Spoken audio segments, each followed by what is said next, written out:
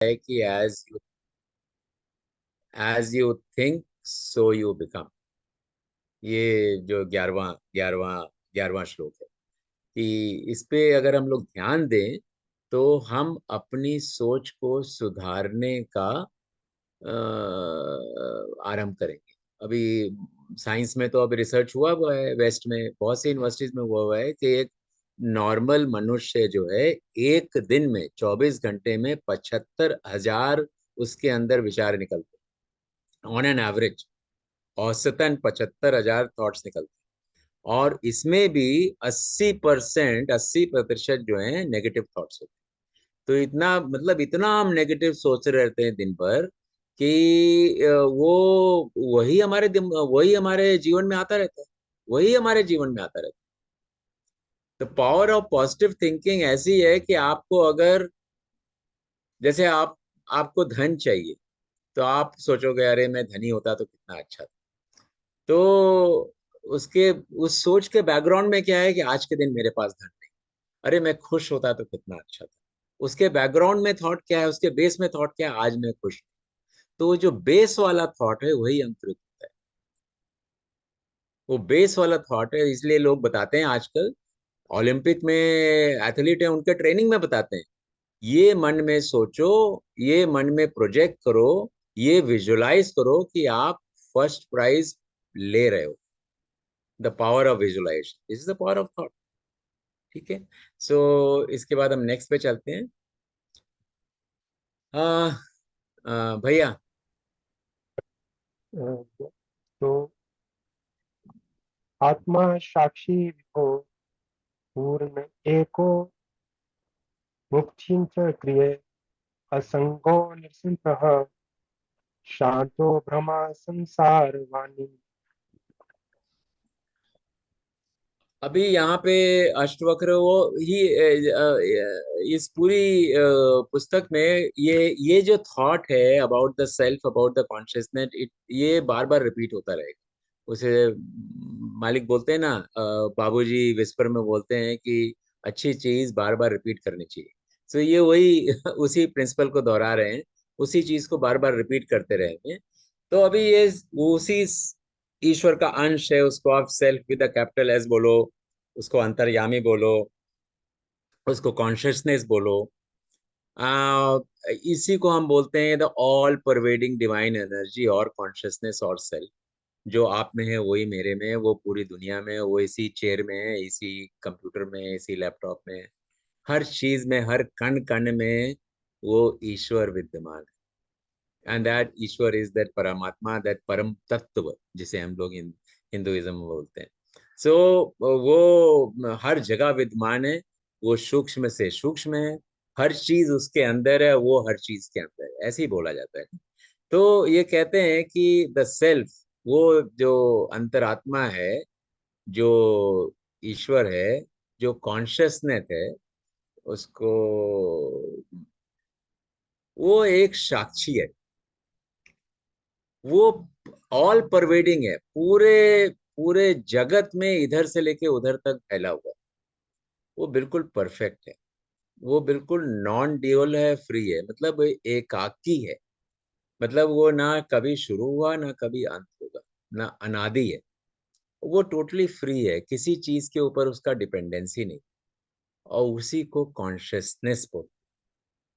और वो action less है, जैसे कृष्ण गीता में बोलते हैं, मैं सब कुछ करता हूं पर मैं अकर्ता हूँ। सब सारे कार्य मेरे से शुरू होते हैं, मेरे थ्रू ही होते हैं, पर उसका कारण मैं हूं पर मैं करता नहीं। तो एक्शन लेस है। और उसके वो अनअटैच्ड है, मतलब उसके उसके उस कार्य के फल से उससे कोई अटैचमेंट नहीं। फल कुछ भी हो, उसको कोई डिजायर नहीं है, वो बिल्कुल शांत है। और इल्यूजन के कारण, माया के कारण ऐसा प्रतीत होता है कि वो दुनिया में डूबा हुआ है। तो वो आत्मा हमको दिखती नहीं है। हमको क्या दिखता है? वो मनुष्य दिखता है, वो जानवर दिखता है, वो घर दिखता है, वो गाड़ी दिखती है। वो इल्यूजन के कारण, वो माया के कारण, उसके अंदर जो परम तत्व है वो हमको दिखता नहीं है।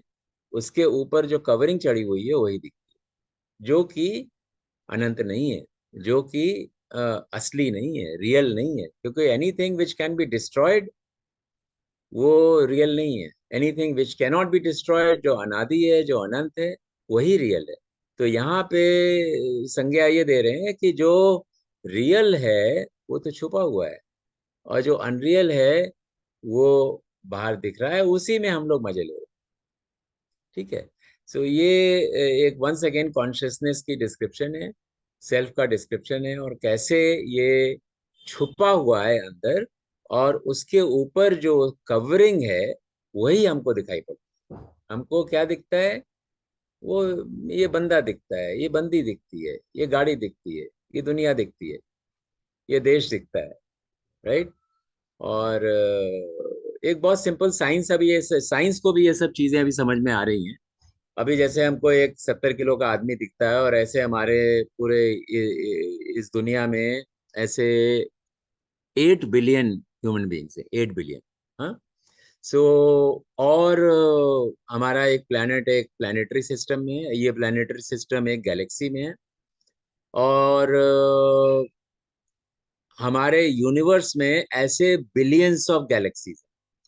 हम लोग एक गैलेक्सी के एक छोटे सा प्लैनेट, और इस गैलेक्सी के अंदर बिलियंस ऑफ प्लैनेट्स, और इस यूनिवर्स के अंदर बिलियंस ऑफ गैलेक्सीज है। और अभी तो साइंस ने ये भी डिस्कवर किया है कि एक ही यूनिवर्स नहीं है, मल्टीवर्स है। There are billions of universes. तो आप समझ लो हम कितनी छोटी सी जगह में रह रहे हैं। अभी इस प्लेनेट के ऊपर हम 8 बिलियन ह्यूमन बींग्स हैं, और ये 8 बिलियन ह्यूमन बींग्स कहाँ से आए? इनके अंदर अगर हम एलिमेंट्री फिजिक्स की बात करें तो एलिमेंट्री पार्टिकल जो होता है, न्यूट्रॉन, प्रोटॉन, उसके भी अंदर अभी साइंटिस्ट ने तोड़ तोड़ के बिल्कुल ही हाइपर एलिमेंट्री जो पार्टिकल बनाया है। ये सेल्फ कैलकुलेट हुआ है कि सारे 8 बिलियन ह्यूमन बींग्स के जितने एलिमेंट्री पार्टिकल हैं उनको एक मशीन से खींच लिया जाए। तो वो कितना बड़ा, वो उसको एक एक जगह रख दिया जाए तो एक शुगर क्यूब के बराबर होगा। शुगर क्यूब के बराबर। ह्यूमन बींग्स पूरे खाली हैं, अंदर से पूरे खोखले हैं।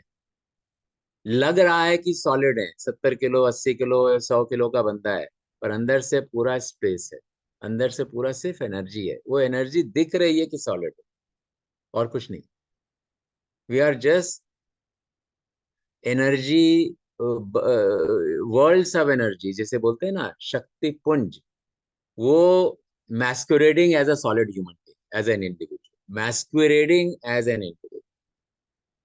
असली में अंदर एक एक बस एनर्जी का स्रोत है, और वही एनर्जी का स्रोत हम लोग अपने मेडिटेशन में देखने की, उसको समझने की, उसको उसमें विलय होने की कोशिश करते। 13वें पे चलते हैं भैया।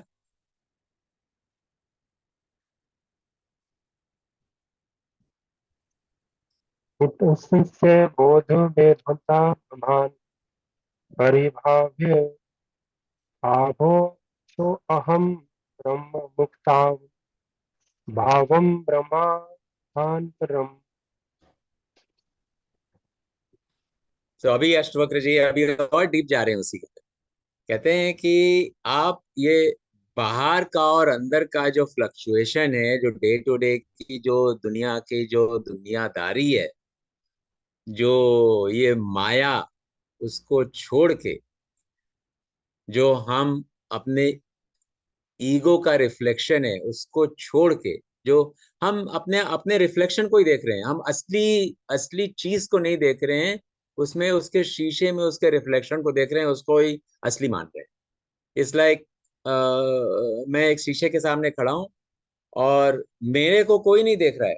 मेरा जो शीशे के अंदर जो रिफ्लेक्शन है उसको ही देख के सब लोग उसी से बात करते हैं कि वो वही असली है, ये इसको तो कोई देख ही नहीं रहा है। तो कह रहा है कि यो जो रिफ्लेक्शन को इग्नोर करो, रिफ्लेक्शन को मत देखो। जो दुनिया है ये पूरी एक रिफ्लेक्शन, असली चीज तो आपके अंदर है। और वो जो अंदर है, जो आपके अंदर जो अंतरात्मा है, वो जो सेल्फ है, वो जो कॉन्शियसनेस है, वो जो ईश्वर का तत्व है आपके अंदर, उसके ऊपर ध्यान लगाओ। ये अश्वक्र जी बोल रहे हैं, वही हम ध्यान लगाते हैं सुबह।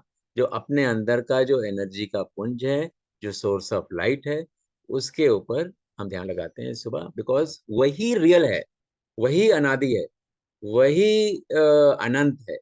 बाकी तो बॉडी भी मर जाएगी, बाकी तो ये घर भी टूट जाएगा, ये गाड़ी भी खत्म हो जाएगी, ये घोड़ा भी खत्म हो जाएगा, सब कुछ खत्म हो जाएगा। अल्टीमेटली बचता क्या है? वही एक अंदर की अंतरात्मा, वही बचती है। वही हजारों लाखों बार एक बॉडी से दूसरे बॉडी घूम रही है, और वो हमारे अंदर की जो पार्ट है, उसी में विलय हो जाओ। उसको बिल्कुल सच समझो, बाकी सबको मिथ्या समझो। और पूरी दुनिया में ऐसे रहो जैसे कि एक आर्टिस्ट आता है, एक अपना एक ये करने के लिए, अपना एक अपना पार्ट प्ले किरदार करने के निभाने लिए, के लिए। एक ड्रामा में पार्ट प्ले करने के लिए आता है आर्टिस्ट। और वो प्ले करता है और अच्छे से करता है, he tries to do a good job at playing that part. और उसके बाद जब प्ले कर रहा है, उसमें मालूम है कि ये सब ऐसे ही है, ड्रामा है, ये सच नहीं। मेरा सच तो कहीं और है, मैं घर जाऊंगा अपने बीवी बच्चे के पास। ओके, तो इसी तरह हमारा सच भी कुछ और। हमारा सच ये नहीं है, ये दुनिया नहीं है, पर हम यहाँ पे एक प्ले है, प्ले में भगवान ने प्ले बनाया है, उसमें अपना पार्ट करने के लिए, और वो पार्ट अच्छे से करता है, जो भी रोल प्ले करना है अच्छे से। सो ये 13वां श्लोक है। अभी 14वें में आ जाते हैं। जी भैया। देहाभिमान देहाभिमान पाशन चिरे दोषी पुत्रक बोधो अहम ज्ञान खगेन तनिष्क कृत्य सुखी भव।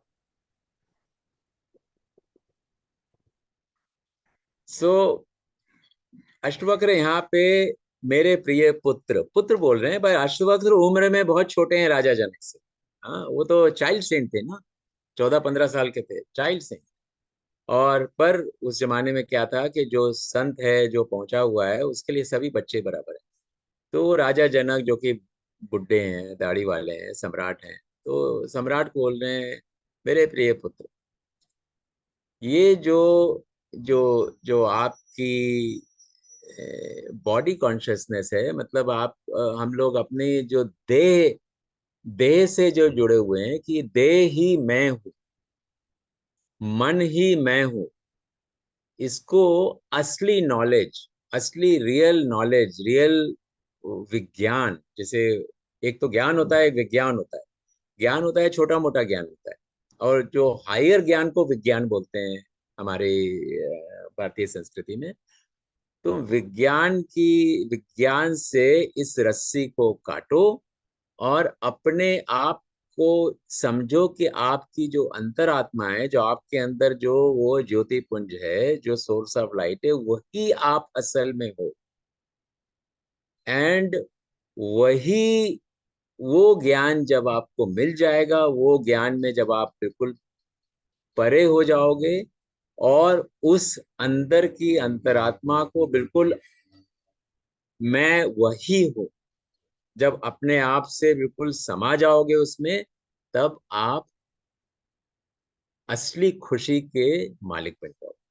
चारी जी एक बार बोलते थे कि आप, खुशी क्या है, आप लोग को क्या खुशी है? आजकल की जमाने में, कलयुग में खुशी क्या है? उसको उसको क्या लगता है कि जब वो विषय विलास के समय जो खुशी मिलती है, ये जो अंतरात्मा से विलय की जो खुशी होती है, वो उससे मिलियंस ऑफ टाइम ज्यादा होती है, मिलियंस ऑफ टाइम ज्यादा होती है। तो वही अष्टवक्र बोल रहे हैं कि ये अपने आप को अपनी देह मत समझो, अपने आप को अपना मन मत समझो, अपने आप को वो चीज समझो जो कि आपके अंदर के अंतरात्मा है, जो ज्योति पुंज है, जो कॉन्शियसनेस है, जो आपके हृदय के अंदर है। वो उसको जब आप एक तलवार, आप विज्ञान रूपी तलवार से जब उस रस्सी को काटोगे, तब आप समझो कि मैं असल में ये हूँ। मैं ये बॉडी नहीं हूँ, मैं ये माइंड नहीं हूँ, मैं ये अंतरात्मा हूँ। एंड तब आपको असली खुशी मिलेगी। बिकॉज राजा जनक ने शुरू में पूछा था कि मैं खुशी कैसे मिलेगी, मेरे को ज्ञान कैसे मिलेगा और मेरे को मुक्ति कैसे मिलेगी।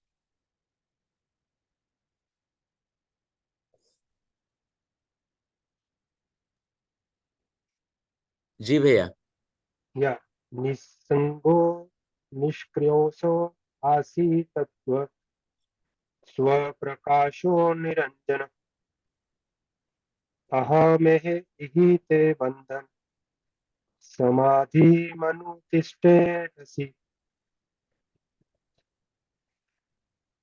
तो हम अभी फिर से ये जरा सा अष्टवक्र जी डीप डाइव कर रहे हैं जरा, कि अभी बता रहे हैं कि जब आप अपने स्व में, अपने अंदर की अंतरात्मा में जब स्थित हो जाते हो, तो आप में आपके अंदर सारी अटैचमेंट खत्म हो जाती है। आप इटर्नली फ्री हो जाते हो। आप एक्शन करते हो तब भी एक्शन लेस होते हो। जैसे कृष्ण बोलते हो, मैं सब कुछ मैं करता हूं पर कुछ भी नहीं करता। वो बाबूजी का इन्वर्टेंडो वाला principle, action action without action. So so आपको कोई अटैचमेंट नहीं है। आप काम करते हो पर उस काम से आपके फल, आपको कुछ नहीं मिलता, आपका कोई भी संस्कार नहीं बनता। आप सारे कार्य करते हो एज ए हाउस होल्डर, ऐसे as a human being living on earth, but आपका किसी भी काम से अटैचमेंट नहीं। अब मैं सिंपल एग्जांपल दूं। एक चारी जी ये बड़ी अच्छी एक कहानी सुनाते थे कि तीन संत थे, वो मरने के बाद स्वर्ग जा रहे। तो रास्ते में एक दृश्य दिखा कि एक बहुत ही क्रूर व्यक्ति अपने नौकर को बहुत बुरी तरह से पीट रहा है। तो उसमें से एक संत कहता है, अरे भाई कितना क्रूर है, कैसा निर्दयी है। और जैसे ही उसने ऐसा बोला, वो गिर गया नीचे, क्योंकि उसको अटैचमेंट थी उस उस लड़के से जिसके ऊपर वो निर्दयी मार रहा था। उसको अटैचमेंट, उसको एक कंपैशन का फीलिंग आया।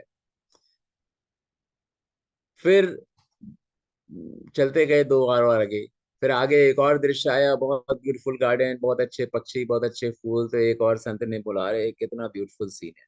वो भी गिर गया नीचे।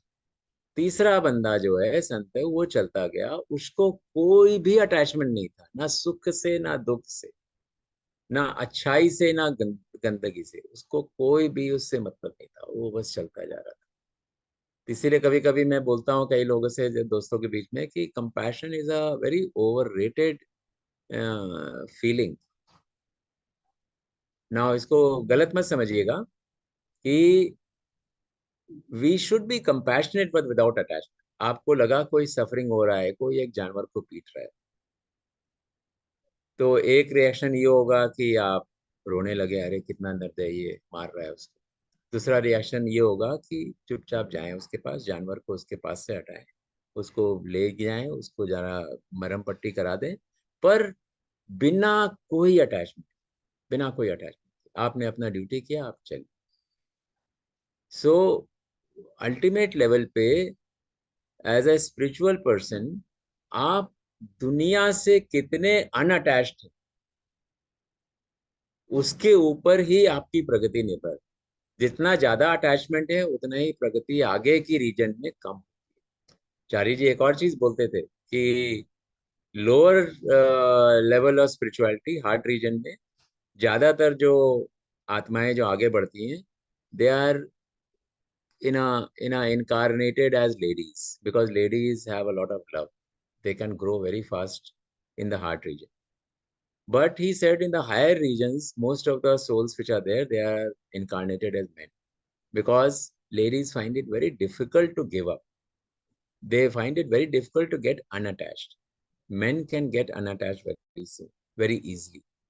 So it is a very important principle. यही बता रहे हैं यहाँ पे, you are unattached, you are self effulgent. आपके अंदर खुद ही, you are a source of light. ठीक है। नाउ इसके बाद सेकेंड पार्ट देखिए इसका, as long as you need meditation, you are still in bondage. जब आप ध्यान किस लिए लगाते हो कि आप वो सोर्स ऑफ लाइट के साथ एकाकीपन नहीं महसूस कर पा रहे हो। जिस दिन आप उस सोर्स ऑफ लाइट के साथ चौबीसों घंटे एकाकीपन महसूस कर लिया, उसे क्या बोलते हैं हम लोग? सतत स्मरण, कांस्टेंट रिमेम्बरेंस। और जब कांस्टेंट रिमेम्बरेंस इस्टेब्लिश हो जाता है, तो मालिक ने भी बोला है मेडिटेशन करने की जरूरत नहीं।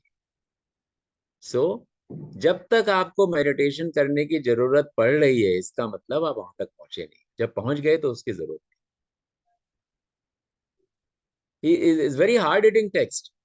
अष्टवक्र गीता बहुत लोग को समझ में नहीं आता। It's a very hard hitting text. You are still in bondage as long as you need to meditate. We are all still in bondage as long as we need to meditate. When the जब bondage खत्म हो जाता है, जब हमारा सतह स्मरण establish हो जाता है, हम टोटली एकाकी हो जाते हैं वो सोर्स ऑफ लाइट के साथ, हमेशा चौबीसों घंटे 24/7, तब मेडिटेशन की कोई जरूरत ही नहीं। You are constantly in meditation.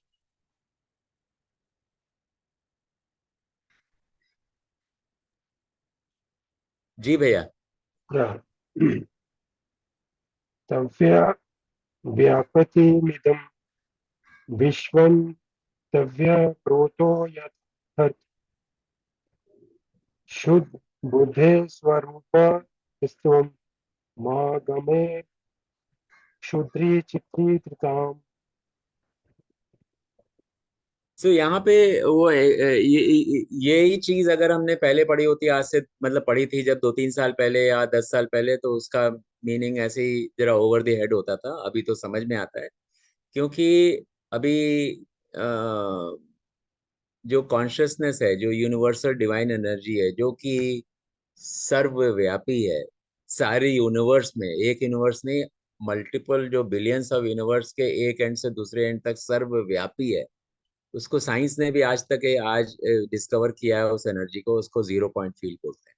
आप लोग में से जो साइंस साइंस से इंटरेस्टेड हैं, आप गूगल करके देखिए जीरो पॉइंट फील्ड। ये अभी साइंस वाले अभी इसको जीरो पॉइंट फील्ड के ऊपर मैथमेटिकली प्रूव हो चुका है, और एक्चुअली एक्सपेरिमेंटली भी प्रूव हो चुका है the existent of the zero point field. Now ये कहते हैं कि आप तो सर्वव्यापी हो। आपके अंदर जो ये कॉन्शियसनेस है, जो आपके अंदर भी है, मेरे अंदर भी है, टेबल के अंदर भी है, पेड़ के अंदर भी है, जानवर के अंदर भी है, वो सर्वव्यापी है। ठीक है। और जो आपके अंदर है वो सबके अंदर है। तो बाय डेफिनेशन जब आप उससे बिल्कुल एकाकी हो जाते हो, तो आपको लगता है कि पूरा पूरा ब्रह्मांड आपके अंदर है। जैसे कृष्ण भगवान ने पूरा ब्रह्मांड अपने मुंह के अंदर दिखाया था, वैसे ही पूरा ब्रह्मांड हम लोग के अंदर भी है। पर हम लोग क्योंकि एकाकी नहीं है उस उस अंतरात्मा के साथ, इसलिए हम उसको समझ नहीं पाते हैं। पर many of us have experienced it during meditation, कि हम डीप मेडिटेशन में ऐसा लगता है कि हम इतने फैल गए हैं कि पूरा विश्व हमारे अंदर है, ये पूरा ब्रह्मांड हमारे अंदर है। वो सब लोग, हम लोग, कई लोगों ने एक्सपीरियंस किया है। जो उन्होंने नहीं किया वो कभी ना कभी आगे करेंगे। तो वही होता है, इसको बोलते हैं एक्सपेंशन, एक्सपेंशन ऑफ कॉन्शियसनेस। इसका मतलब कि हम अपनी हम डीप मेडिटेशन में हम हमारी जो नेटिव कॉन्शियसनेस है, वो डिवाइन कॉन्शियसनेस के बराबर हो जाती है और एक्सपैंड कर जाती है। Divine consciousness is automatically expanded across the whole universe, across all the universes. Highest level जो सेंट होते हैं लाइक बाबू जी, वो तो एक यूनिवर्स से दूसरे यूनिवर्स में काम करते थे। वो रह रहे हैं इस यूनिवर्स में, काम कर रहे हैं दूसरे यूनिवर्स में जो अभी बन रहा है। ये सब लिखा हुआ है कि नया यूनिवर्स बन रहा है, उसके लिए मैं काम कर रहा हूँ। तो उनका consciousness already full time expanded है। हमारा कॉन्शियसनेस कब एक्सपैंड होता है? जब हम डीप मेडिटेशन करते हैं। बाकी टाइम में फिर से कॉन्ट्रैक्ट हो जाता है, बिकॉज हमारे ऊपर इतनी लेयर्स हैं जिन्हों जो अभी हम लोग साफ नहीं कर पाए हैं, जिससे अभी हम लोग छुटकारा नहीं पा पाए हैं। जो रस्सियां हैं अभी काट नहीं पाए हैं उसको। पर वो जब कट गई, जब हम उस कॉन्शियसनेस के बिल्कुल एकाकी हो गए, तो हम परमानेंटली, हम भी, हमारी कॉन्शियसनेस भी, वो कहते हैं ना, एक्सपेंशन ऑफ कॉन्शियसनेस। तो ये कहते हैं कि आपकी कॉन्शियसनेस, आपके अंदर की जो कॉन्शियसनेस है वो तो सर्वव्यापी है। तो आप ये छोटी छोटी पेटी माइंडेडनेस क्यों करते हो कि मेरा ये, तेरा वो, मेरा मेरा भारत, मेरा मेरा विश्व, मेरा धर्म, मेरा मेरी जात, ये सब पेटी माइंडेडनेस है। आप तो बहुत बड़े हो, आपके अंदर तो पूरा विश्व है, पूरा ब्रह्मांड है आपके अंदर। So he is trying to remind कि ये सब छोटी छोटी चीजों के ऊपर दिमाग खराब मत करने का है। तुम तो इतने बड़े सम्राट हो, पूरा विश्व है, पूरा ब्रह्मांड आपके अंदर है। तो ये छोटी छोटी बात के ऊपर क्यों लड़ते रहते हो? जी भैया। निरपेक्षो निर्भकारो निर्भर शीतलाय श अगाध बुद्धि रक्षो बुधो भव चिन्मात्र वासन। अभी यहाँ पे फर्दर वो और भी डीप डाइव कर रहे हैं कॉन्शियसनेस के ऊपर कि आप चेंजलेस हो। कॉन्शियसनेस है, यूनिवर्सल डिवाइन एनर्जी है, वो अनादि है, वो इट इज एक तरफ से सटल भी है, दूसरी तरफ से डेंस भी है। It is filled with profound intelligence, जिसे बोलते हैं हम लोग विज्ञान। यौगिक भाषा में इसको कहते हैं ना, ज्ञान में कोश, विज्ञान में कोश। तो ज्ञान में कोश is lower knowledge, mind region. विज्ञान में कोश is higher knowledge, is the cosmic region. ठीक है।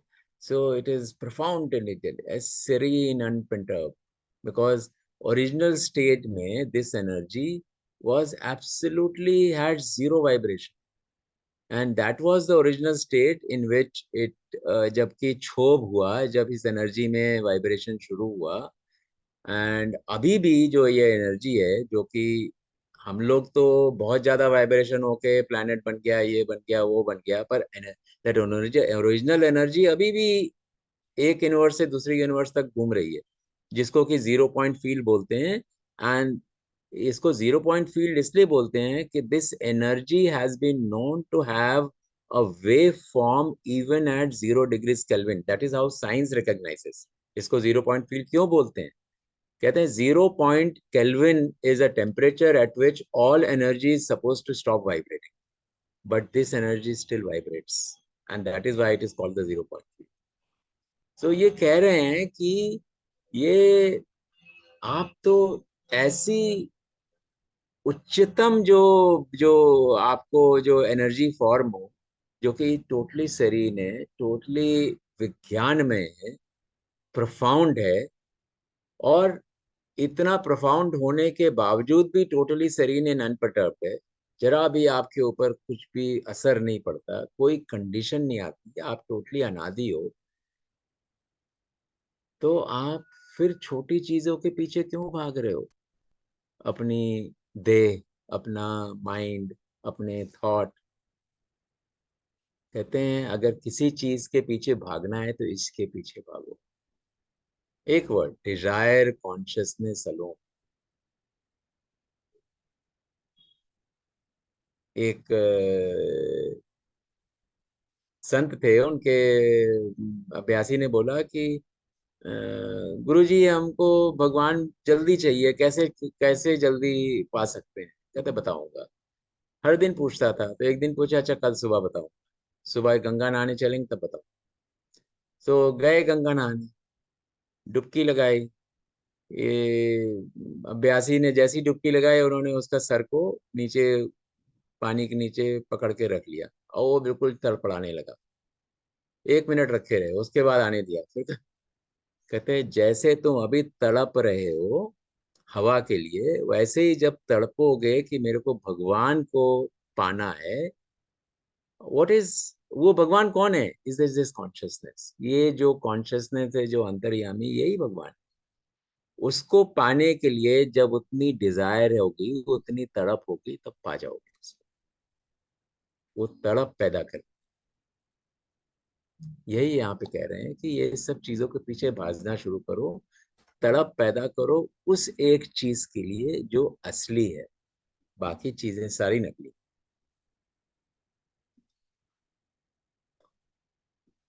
जी भैया। यह साकार मन्यते विधि निराकारं तु निश्चलम् एकतत्त्वोपदेशन न पुनर्भव संभव।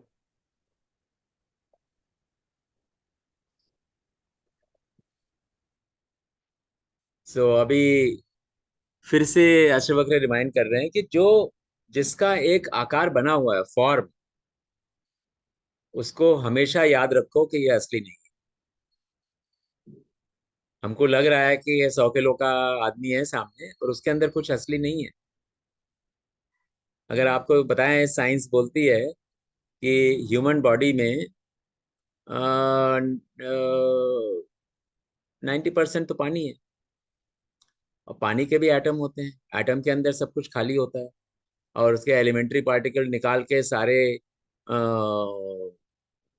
8 बिलियन ह्यूमन बींग का निकाले तो एक शुगर क्यूब के बराबर, इतना बड़ा, इतना बड़ा, इतना ही सॉलिड होता है पूरे प्लेनेट के ह्यूमन बींग्स। तो आप समझ सकते हैं कि जो हमको दिख रहा है वो एक्चुअली है नहीं।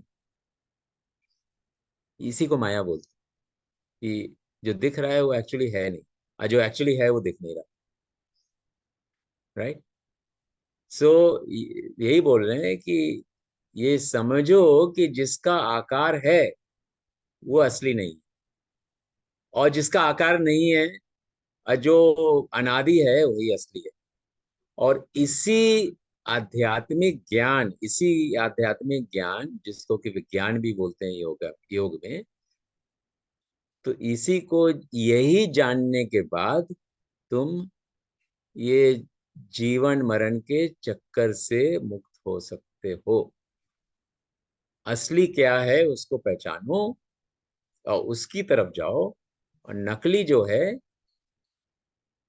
उससे बिल्कुल डिटैच रहो। उसके साथ जो काम करना है काम करते रहो। ये दुनिया है, दुनिया में आके एक प्ले में एक्टिंग करना है, एक्टिंग करो, अपने अच्छे से करो एक्टिंग, पर उसमें कोई अटैचमेंट नहीं, उसको कभी असली मत समझना। जो एक एक्टर जाता है ड्रामे में एक्ट करने के लिए, वो ये सोच के नहीं जाता कि ये मेरी जिंदगी है, वो यही सोच के जाता है तो प्ले करने जा रहा हूँ, शाम को घर जाना है, हमको भी शाम को अपने घर जाना है।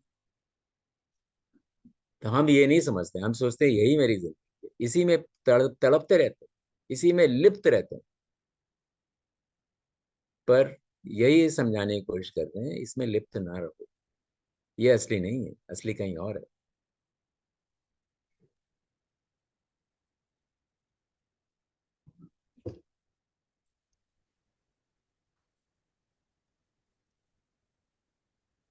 जी भैया। यथैव चर्मध्यस्ये रूपन्ते परिसस्तु सहम् तथैवासनीयं शरीरम् अनन्तं परितः परमेश्वरम्। सो यहाँ पे ये एक वेदांत वेदांत में ये वो एक सिमली की बड़ी आदत है, हर चीज का एक सिमली देते हैं। तो बहुत जगह सिमली का यूज होता है यहाँ पे। तो यहाँ पे भी सिमिलर ये है कि ये मिरर वाली सिमली बड़ी कॉमन है, यहाँ पे मिरर की सिमली है एक बड़ी कॉमन है, वो सांप और रस्सी की सिमली बड़ी कॉमन है। तो ये कॉमन सिमली है कि जैसे बोलते हैं, जैसे जो शीशा होता है, तो जो शीशे के अंदर जो इमेज है, जो उसके अंदर जो, हम शीशे के सामने खड़े हैं तो हम शीशे के बाहर भी हैं, हम शीशे के अंदर भी हैं। तो इसी तरह से जो हमारे अंदर की जो कॉन्शसनेस है, जो अंतरात्मा है, हमारे भीतर भी है, हमारे बाहर।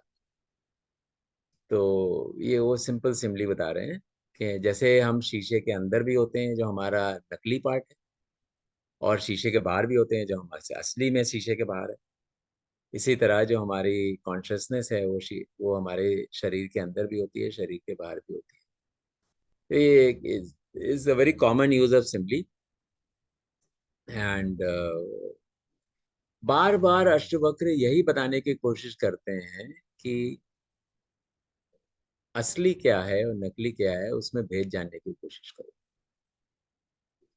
और एक ब्यूटीफुल कहानी है, आई थिंक पिछली बार भी बताई थी, शायद जिन्होंने नहीं सुनी उनके लिए फिर से रिपीट करते हैं। इट्स अ ब्यूटीफुल स्टोरी कि जनक और अष्टवक्र के बीच की ही कहानी है कि जनक को एक दिन अम, वो लेटे हुए थे रात में राजमहल में। सडनली प्रहरी आया दौड़ के कि राजन राजन जल्दी चलिए, पड़ोसी राज ने हमला किया है। तो कहते अच्छा। तो वो सेनापति को बुलाया, सेना तैयार की, लड़ाई में गए। और लड़ाई में गए, भीषण लड़ाई हुई, हार गए। और पड़ोसी राज ने इसको तलवार इनके गर्दन पे लगा दी, उनको बताया चलो राजा, तुम राजा हो, तुम्हारी जान बख्शता हूँ, पर अपने राज में तुम्हारा राज तो मेरा हो गया, अभी तुम निकल जाओ यहाँ से। राज निकाला दे दिया उसको। और जरा खूंखार टाइप का आदमी था, उसने सारे को बताया कोई इसको पानी नहीं पिलाएगा, कोई इसको खाना नहीं खिलाएगा। अब जनक अपने ही कल तक जिस देश के राजा थे उसी देश में भूखे पैदल चल रहे हैं। कोई खाना डर के मारे न खाना दे रहा है न पानी दे रहा है। 2-3 दिन तक पैदल चलते चलते अपने राज्य के सीमा में पहुंचे। सीमा क्रॉस किया। अब बहुत बड़ा राज नहीं था, वो तो जनक थे वैदेही के राजा, जो अभी बिहार में। सो समझ लीजिए एक डिस्ट्रिक्ट है। 3-4 दिन में उसके सीमा में पहुंच गए। और वहाँ पे दूसरे बगल के राज्य में पहुंचे तो वहाँ पे कुछ किसी की शादी वादी हो रही थी, कोई कुछ उत्सव हो रहा था, तो वहाँ पे भंडारा चल रहा था। तो ये लाइन में लग गए, चलो कुछ खाना पानी मिल जाए। लाइन में लग गए। और उसके बाद वहाँ पे जब इनका नंबर आया तब तक वो खाना खत्म हो गया। उसने कहा नहीं, नीचे कुछ चावल का पानी है वो लेंगे? कहता हाँ, वो तो प्यास लगी, वही दे दो। कटोरे में दिया। और तभी एक कुत्ता झपटा और वो कटोरा गिर गया और जमीन पे पूरा वो कुत्ता चाट के चला गया। जनक फूट फूट के रोने लगे कि कहाँ मैं कल राजा था और आज देखो एक एक कटोरी चावल के पानी के लिए भी तरस रहा हूँ, भूख से मर रहा हूँ। ऐसे फूट फूट के रोने लगे और उनकी आंख खुल गई, वो सपने में थे। हम्म। जनक को फिर सडनली उनको इतना बड़ा शॉक लगा कि इतना रियलिस्टिक सपना था, मेरे को लग रहा था बहुत ही बिल्कुल ये सच था बिल्कुल। और उनको बिल्कुल ही उनको एक जैसे बोलते हैं ना, उनको एक प्राइमरी डाउट हो गया कि यार ये जो अभी मैं एज अ राजा राजमहल में सो रहा हूँ ये सच है कि वो सपना सच था? सच क्या था? अभी वो बुदबुदाने लगे, ये सच कि वो सच। ऐसी कंटिन्यूअस बोलते रह गए, ये सच कि वो सच। 2 दिन तक ऐसे चलता रहा और राजमहल वो अपने दरबार भी नहीं गए। लोगों ने कहा पता नहीं राजा पागल हो गया है, वो हमेशा क्या पता नहीं क्या बुदबुदाता रहता है, किसी को सपने के बारे में मालूम नहीं। और फिर अल्टीमेटली तीसरे दिन वो दरबार गए। दरबार में इधर उधर के केस डिस्कस हो रहे हैं, कोई कैदी आया, कोई कुछ आया, और जनक तो कंटिन्यूअसली बोलते जा रहे हैं ये सच की वो सच। कोई दौड़ के गया अष्टवक्र के आश्रम की, प्रभु आप चलिए, राजन को कुछ हो गया है। वो बस यही बोल रहे हैं। वो अश्वक ने देख लिया था कि क्या हुआ है। तो अश्वक आए राजा के पास। हाँ राजन, वो उठे, उनके पैर वैर छुए दरबार में और उनसे पूछे कि राजन क्या हो गया।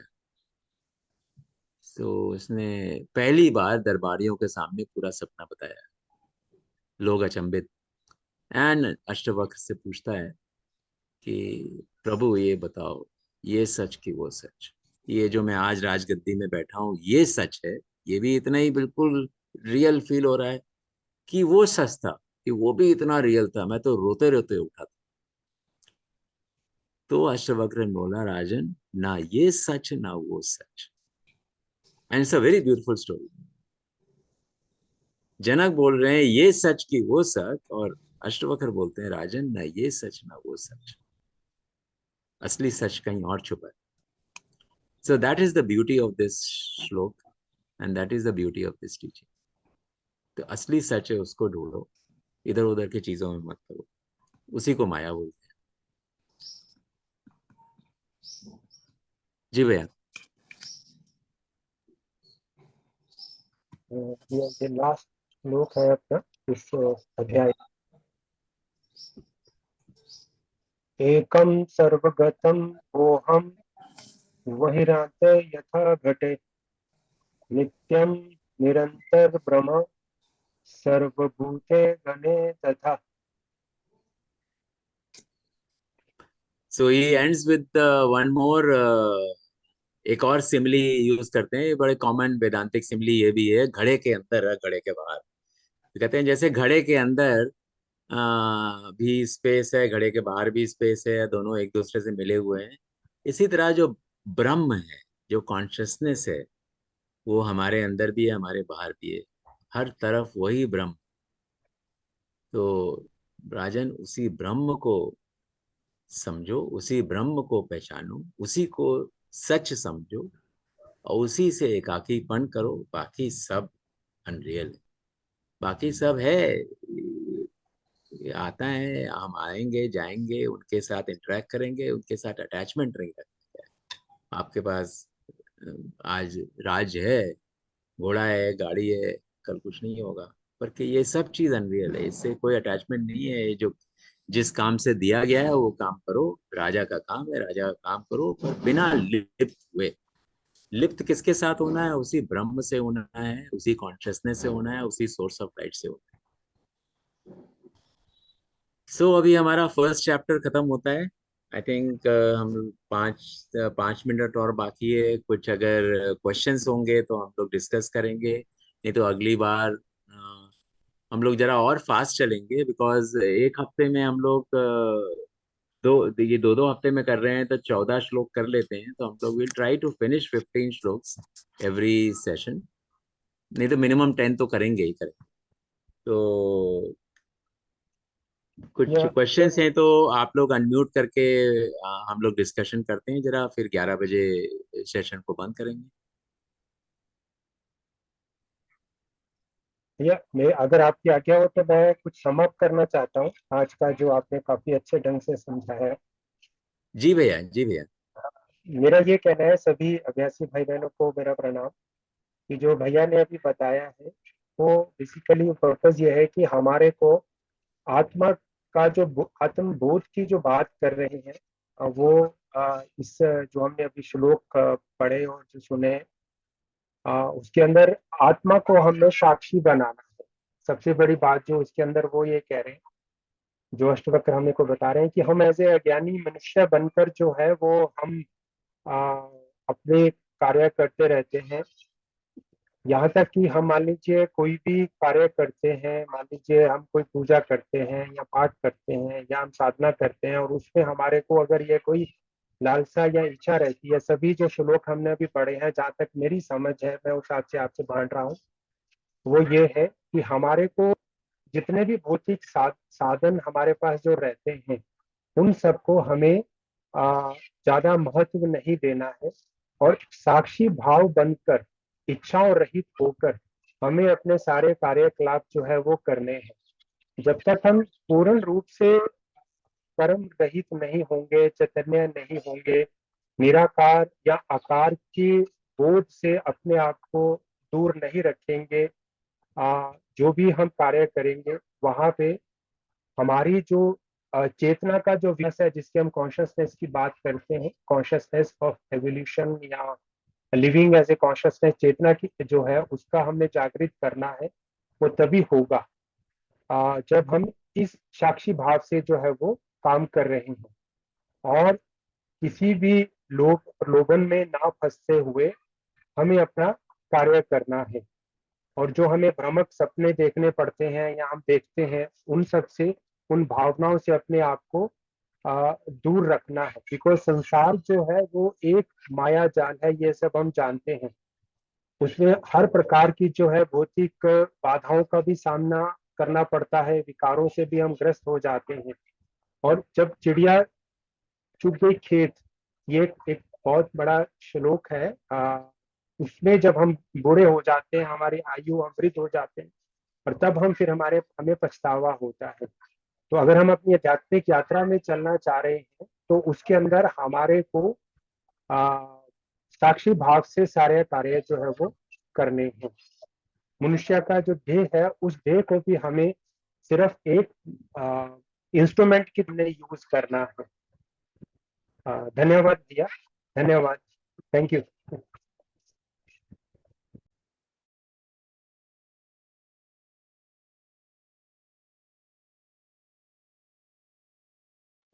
आई वुड जस्ट लाइक टू एक बार फिर से रिविजिट करेंगे दूसरे श्लोक को।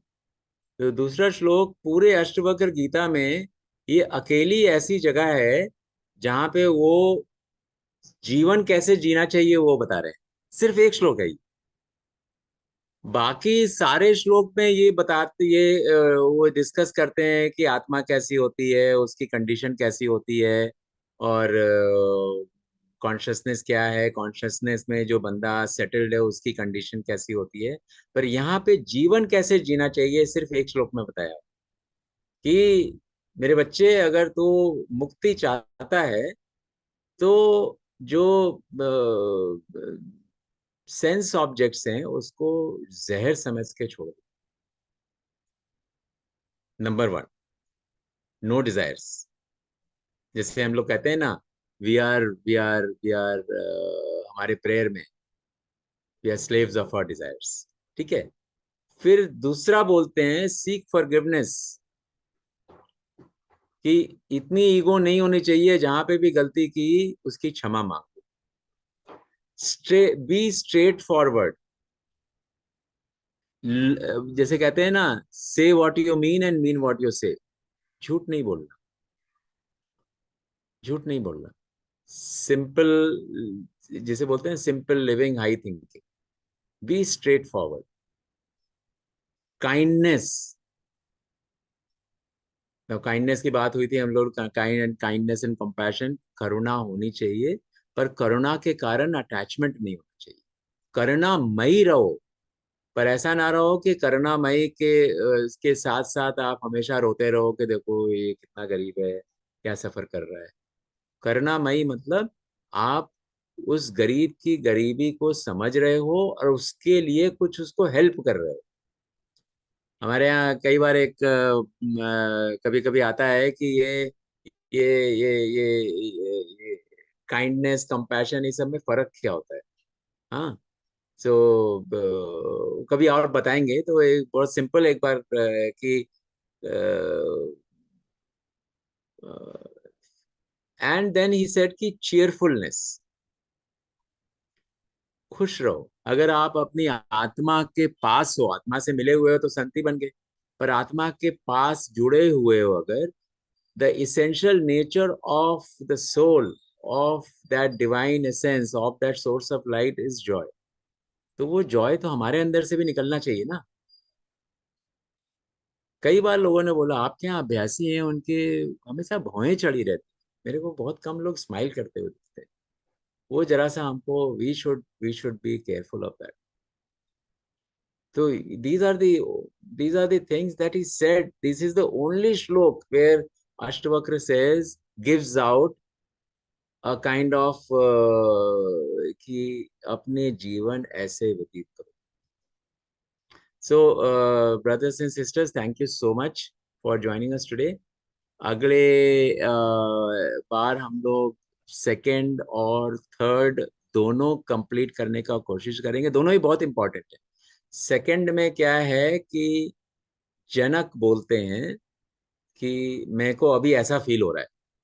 सेकंड में दोनों छोटे छोटे अध्याय हैं, कि मेरे को ऐसा फील हो रहा है। He is full of Joy, he is full of power, he is full of beauty.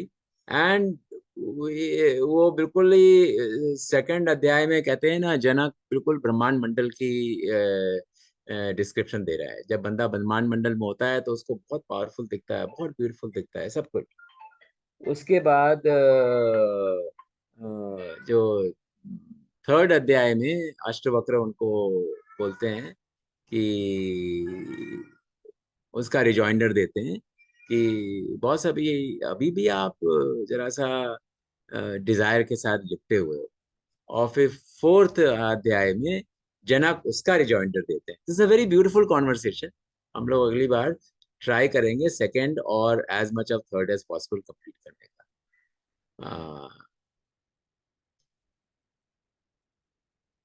Thank you everybody. So we'll now stop. Thank you for joining. नमस्ते। Thank you.